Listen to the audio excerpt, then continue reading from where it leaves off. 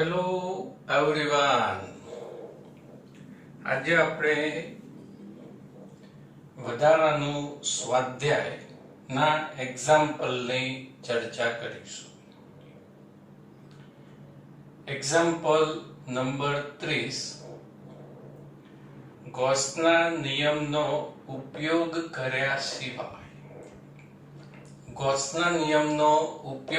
સિવાય વિદ્યુત ભારની સમાન રેખીય ઘનતા લેમ્ડા ધરાવતા લાંબા પાતળા તારના લીધે ઉદ્ભવતા વિદ્યુત ક્ષેત્રનું સૂત્ર મેળવો.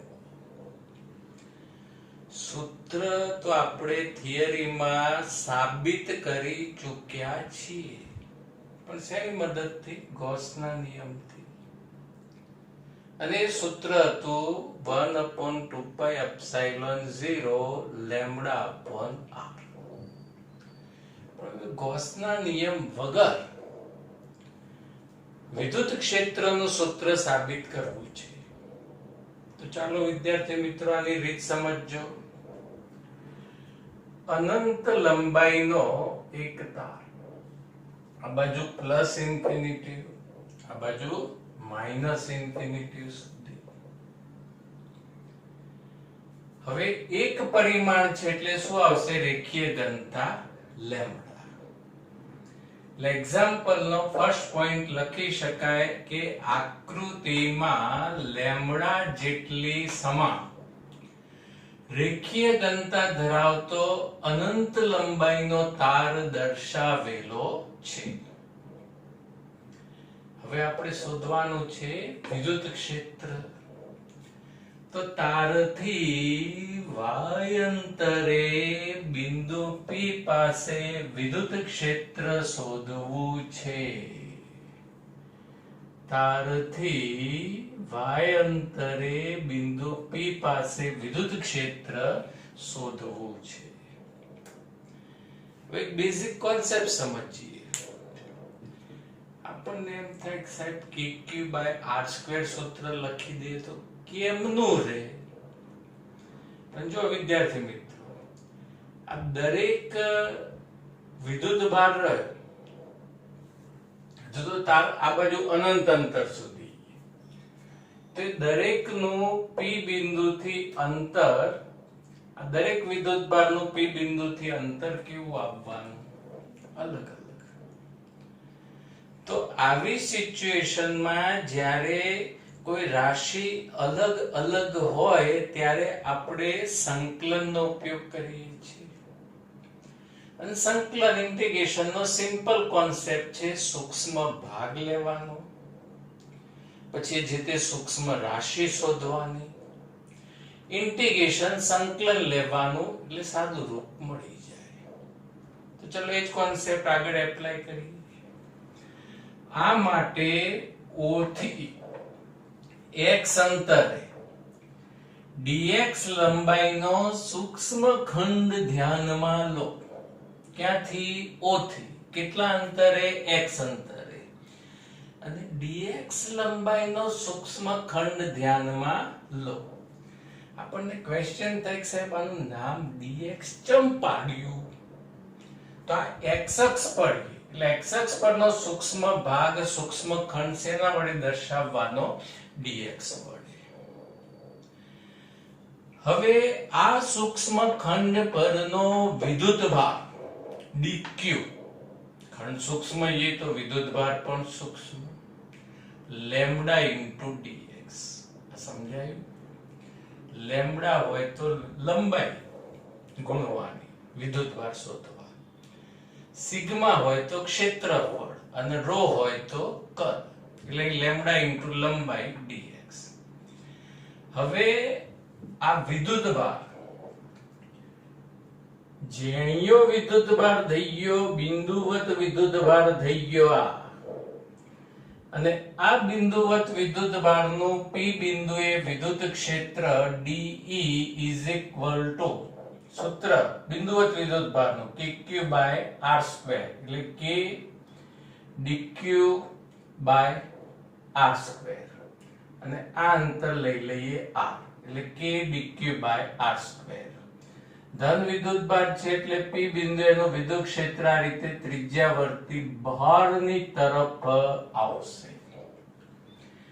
હવે dq is equal to કિંમત સૂત્રમાં મૂકી દઈએ લેમ્ડા dx અને r² ની જગ્યાએ છેદમાં રીતે કિંમત આવશે કાટકોણ ત્રિકોણ કર્ણ r² is equal to x² plus y².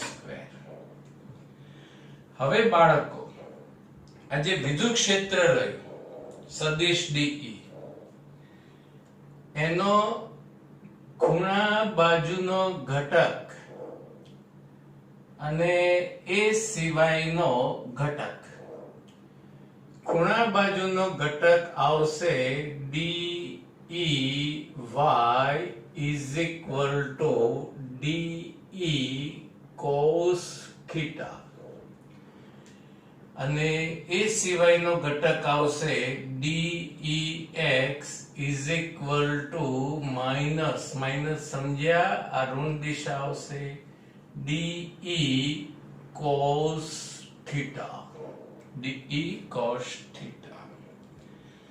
તો બિંદુ P પાસે સદિશ DE ના બે ઘટકો વિચારી શકાય છે. એક DEX is equal to minus DE sin theta અને બે DEY is equal to DE cos theta. હવે વિદ્યાર્થી મિત્રો અહીં સમજો બિંદુ P પાસે કેવો બધું ધમાલ થવાની છે. હવે તમે જો આ બાજુ પણ એટલા જ અંતરે એક સૂક્ષ્મ ખંડ વિચારો એટલે એનું વિદ્યુત ક્ષેત્ર આ રીતે બહારની તરફ મળવાનું અને એના પણ આ રીતે બે ઘટકો આપણને મળશે. એટલે આ જે ઘટક રહ્યો એ ઘટક આવશે અહીંયા આવશે sin theta ખૂણા બાજુ cos. તો અહીંયા બી ઘટક આવશે DE sin theta પ્લસ આવશે. આ બાજુ ઘટક આવશે DE cos theta. તો P બિંદુ પાસે કઈ રમત રમાશે? તો બિંદુ P પાસે સામેના વિદ્યુત ભાર ખંડોના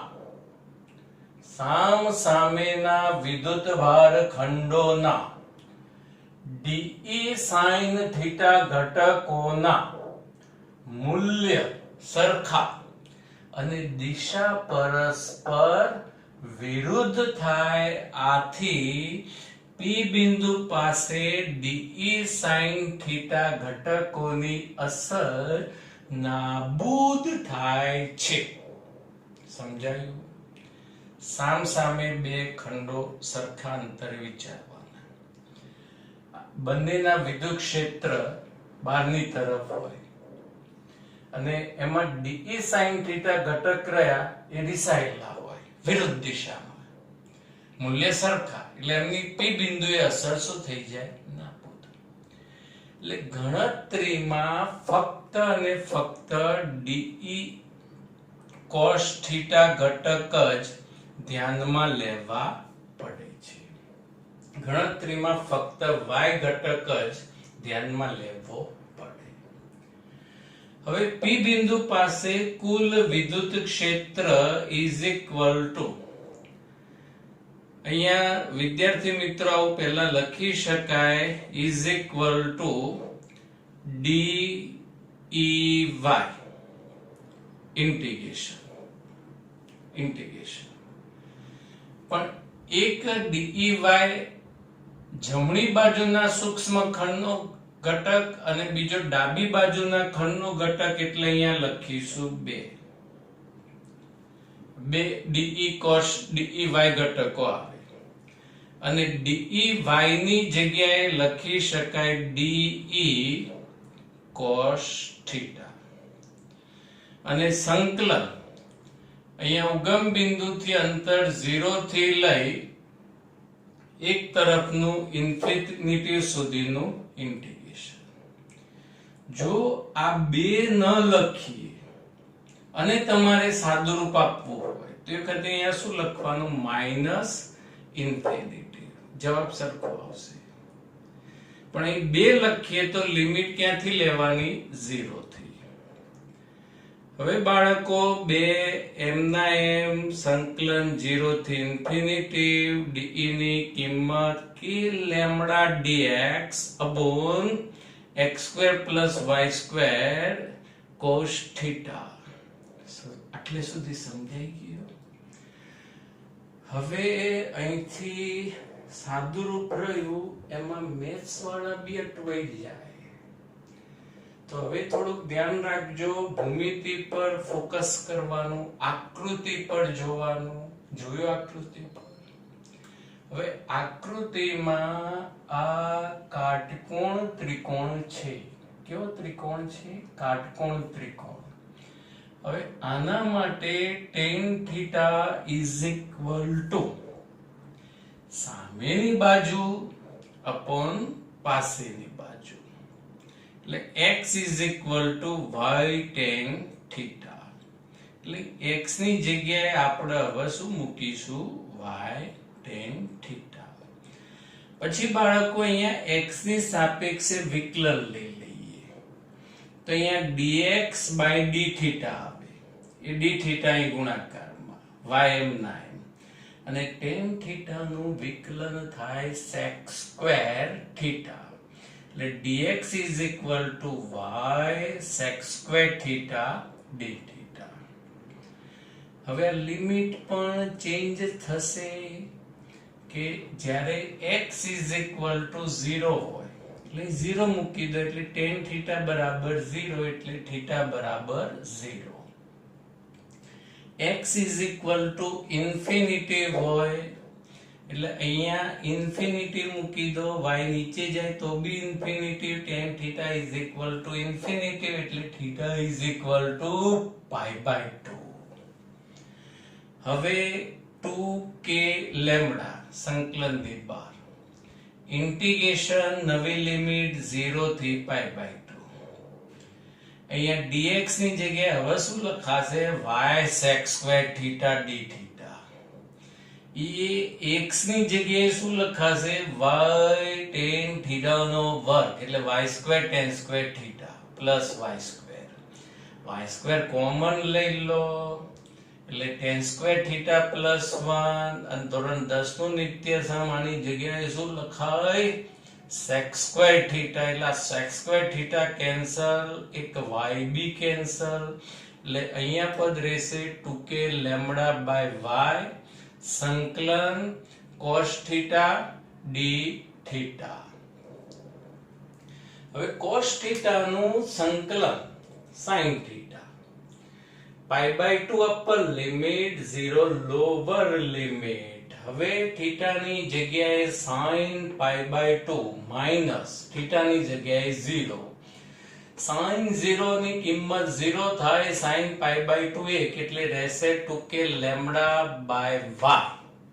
અને k ની જગ્યાએ 1/4πε0 લખી દે તો આખું સાદુરૂપ થશે. e = 1/2πε0 લેમ્ડા/y. એક્ઝામ્પલ 25. મિલિકનના ઓઇલ ડ્રોપ પ્રયોગમાં 12 વધારાના ઇલેક્ટ્રોન ધરાવતું એક ઓઇલ ડ્રોપ 2.55 × 10⁴ ન્યૂટન પર કુલમના સમાન વિદ્યુત ક્ષેત્રની અસરથી સ્થિર રાખવામાં આવ્યું છે. જો ઓઇલની ઘનતા 1.26 ગ્રામ/સેન્ટીમીટર ક્યુબ હોય તો ડ્રોપની ત્રિજ્યા શોધો. બાળકો, ઓઇલનું ટીપું છે, ડ્રોપ છે. હવે એ જે ઓઇલનું ટીપું રહ્યું એને વિદ્યુત ક્ષેત્રમાં સ્થિર રાખવું છે, અને એ ઓઇલ ડ્રોપ પર 12 એક્સ્ટ્રા ઇલેક્ટ્રોન છે. તો એ બુંદની ત્રિજ્યા કેટલી હોવી જોઈએ? તો વિદ્યાર્થી મિત્રો, પહેલા તો આપણે માહિતી લખીએ n, ઇલેક્ટ્રોનની સંખ્યા 12, વિદ્યુત ક્ષેત્રનું મૂલ્ય, ઓઇલની ઘનતા 1.26 ગ્રામ પર સેન્ટીમીટર ક્યુબ, અને એમકેએસ માં કિંમતને કન્વર્ટ કરીએ તો 1.26 ગુણ્યા 10⁻³ કેજી, ગ્રામને શેમાં ફેરવ્યા કેજી માં, પછી સેન્ટીમીટર ક્યુબ નીચે છે તો એનું કન્વર્ઝન પણ ક્યાં લખાય? ભાઈ નીચે જ લખાય, -6 મીટર ક્યુબ.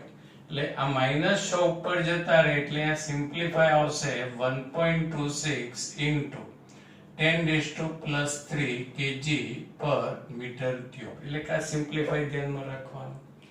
બુંદની ત્રિજ્યા શોધો, r = કિંમત શોધવાની. હવે જો વિદ્યાર્થી મિત્રો, ઓઇલ ડ્રોપ્સ રહ્યું, ઓઇલ ડ્રોપ્સ. હવે એના પર લાગતા શક્ય બળો વિચારીએ તો વજન બળ mg, પૃથ્વીનું ગુરુત્વાકર્ષણ બળ આ નીચે લઈ જાય, પણ એને સ્થિર રાખવું છે. તો સ્થિર રાખવું હોય તો એટલું ને એટલું જ બળ ઉપરની તરફ લાગતું હોવું જોઈએ. અને એના પર કયો વિદ્યુત ભાર છે? ઋણ. ઋણ કેને ખબર પડી? 12 ઇલેક્ટ્રોન છે એટલે.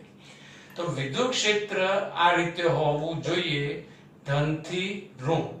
એટલે આ ઋણ એ ધન તરફ આકર્ષાય અને વિદ્યુત ક્ષેત્રને કારણે લાગતું બળ કેટલું આવશે?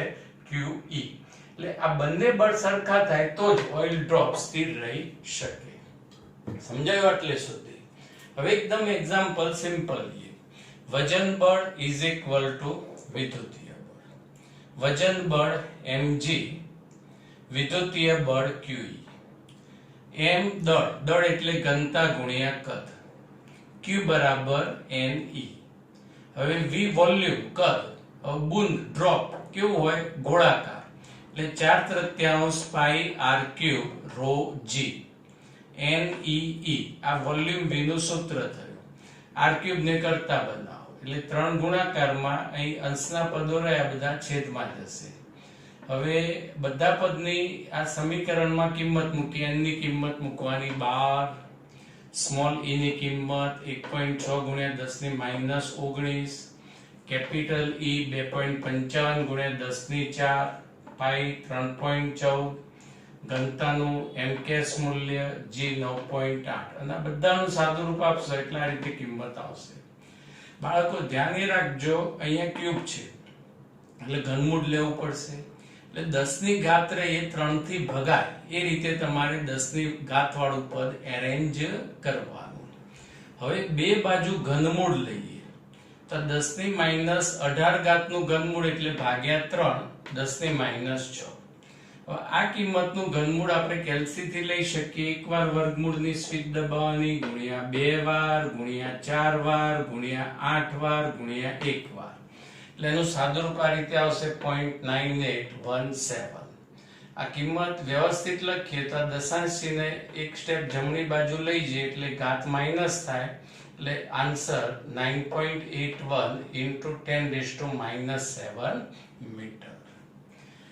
પછી બાળકો એક્ઝામ્પલ 26, એ વિદ્યુત ક્ષેત્ર રેખાઓની જે લાક્ષણિકતાઓ રહી એ વાંચી તમારે સાચી ભૂમિતિ પસંદ કરવાની રહેશે, અને ખોટી ભૂમિતિ કઈ છે પણ તમારે ઓળખવાની રહેશે.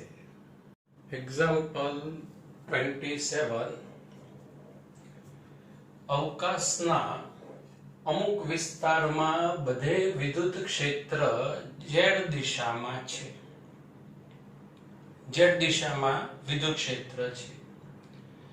જો કે વિદ્યુત ક્ષેત્રનું માન અચળ નથી, એટલે અસમાન વિદ્યુત ક્ષેત્ર છે. પણ ધન z દિશામાં નિયમિત દર મીટરે 10⁵ ન્યૂટન પર કુલમ્બના દરથી વધે છે. એટલે ધન z દિશામાં 1 મીટર અંતર કાપો અને વિદ્યુત ક્ષેત્ર 10⁵ ન્યૂટન પર કુલમ્બ વધી જાય. ફરી 1 મીટર અંતર કાપો, વિદ્યુત ક્ષેત્ર 10⁵ ન્યૂટન પર કુલમ્બ વધી જાય. એટલે આ કિંમતને લખી શકાય dE by dz. વિદ્યુત ક્ષેત્રમાં અંતર સાથે થતો ફેરફાર એટલે અહીંયા વધારો 10⁵ ન્યૂટન પર કુલમ ઇન્ટુ મીટર. ઋણ z દિશામાં 10⁻⁷ કુલમ ઇન્ટુ મીટર કુલ ડાયપોલ ધરાવતા તંત્ર વડે વિદ્યુત ડાયપોલ જે ડાયપોલ મોમેન્ટની કિંમત 10⁻⁷ કુલમ ઇન્ટુ મીટર. અને બાળકો કઈ દિશામાં છે? ઋણ z દિશામાં. એટલે વિદ્યુત ક્ષેત્ર અને મોમેન્ટ વચ્ચેનો ખૂણો કેટલો થશે? 180. તો તંત્ર વડે અનુભવાતા બળ અને ટોર્ક કેટલા હશે? તો અસમાન વિદ્યુત ક્ષેત્રમાં ડાયપોલની વર્તણૂકની થિયરીમાં યાદ હોય તો અસમાન વિદ્યુત ક્ષેત્રમાં ડાયપોલ પર લાગતા બળનું સૂત્ર Q into dE by dx into 2a cos theta.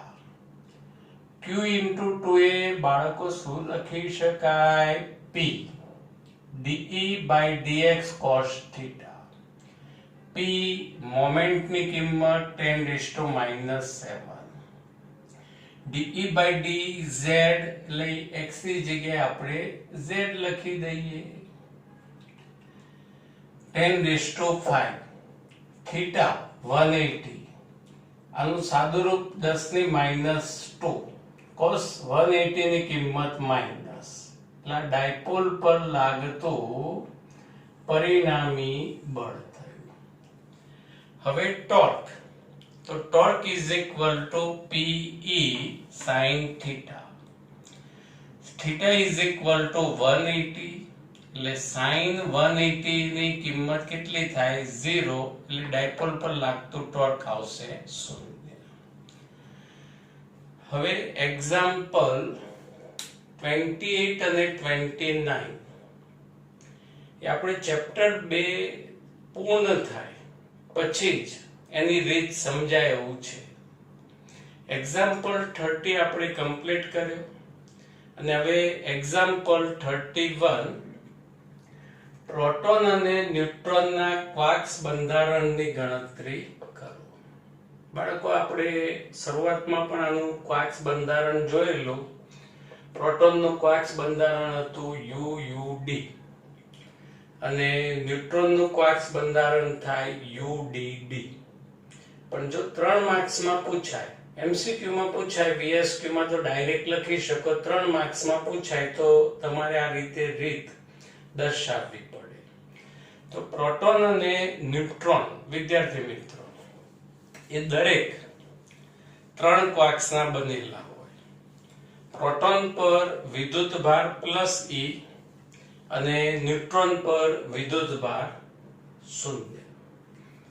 Up quarks પરનો વિદ્યુતભાર +2E/3 અને ડાઉન ક્વાર્ક્સ પરનો વિદ્યુતભાર -1E/3.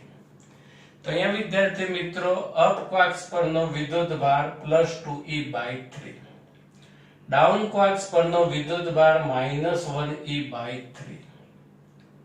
હવે ધારો કે પ્રોટોનની અંદર x અપ ક્વાર્ક્સ છે અને 3 - x ડાઉન ક્વાર્ક્સ છે. તો 3 લખવાનું કારણ પ્રોટોનમાં ટોટલ ક્વાર્ક્સ કેટલા હોય? 3. હવે એક આ પદ સમજજો, x * 2E/3. આનો અર્થ થાય અપ ક્વાર્ક્સ પરનો કુલ વિદ્યુતભાર, એ જ રીતે ડાઉન ક્વાર્ક્સ પરનો કુલ વિદ્યુતભાર, અને આ બધાનો ટોટલ હિસાબ +E થાય કેમ કે પ્રોટોન પરનો વિદ્યુતભાર +E. હવે બ્રેકેટ આનો કૌંસ છોડી દઈએ તો આ 2EX/3, અહીં કૌંસ છોડીશું એટલે નિશાની માઈનસ, 3 3 કેન્સલ, -E, અહીંયા +XE/3 +E.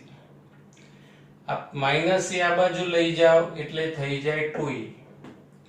અહીંયા 2ex plus xe એટલે 3xe by 3 3 3 cut e cut એટલે x is equal to 2 એટલે પ્રોટોનમાં કેટલા અપ ક્વાર્ક્સ હશે 2 અને 3 minus x 3 minus 2 એટલે 1 ડાઉન ક્વાર્ક્સ એટલે પ્રોટોનનું ક્વાર્ક્સ બંધારણ આવશે u u d હવે આ જ રીતે ન્યુટ્રોન વિચારીએ તો ન્યુટ્રોનની અંદર અપ ક્વાર્ક્સની સંખ્યા ધારો કે y છે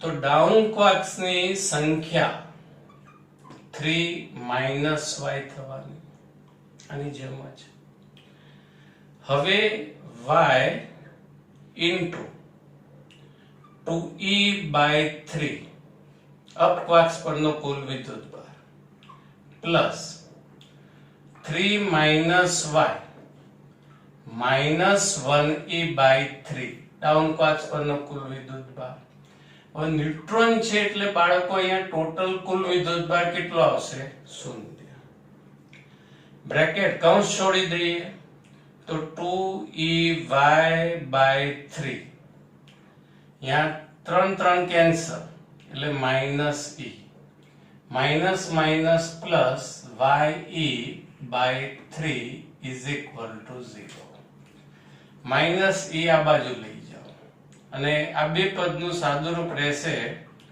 3y e by 3 is equal to e e cancel 3 3 cancel એટલે y is equal to 1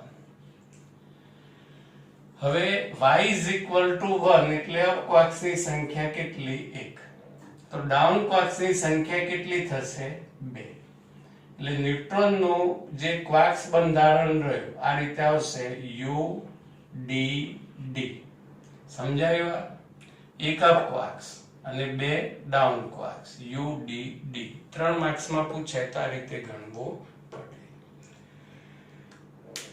okay thank you